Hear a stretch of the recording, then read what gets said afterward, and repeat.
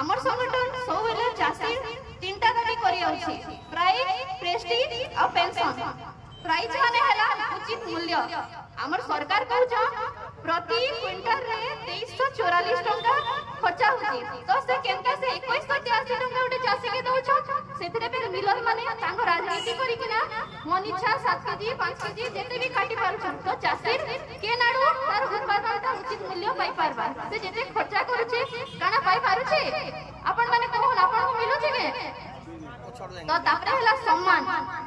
Prestige देखबे NCB office के जीवे ऑफिसर माने तो बढ़िया चौकी रे बसिथिबे हे चासे गोटे साइड रे ठिया हिबा ना तो किन कोने गोटे बसिथिबा माने ताके बस बोली भी चौकीटे देनी पारो नमस्कार करूथबा जे सते पूरा से माने ही रात चली छनदा बोले जाउथबे तो चासी के प्रति क्षेत्र रे फर्स्ट सम्मान दिया जाओ तापरे हला पेंशन इटा बुढ़ा बुढ़ी भत्ता नहीं चासी सुरक्षा भत्ता आमर दाबी होचे कि चासी के प्रति मास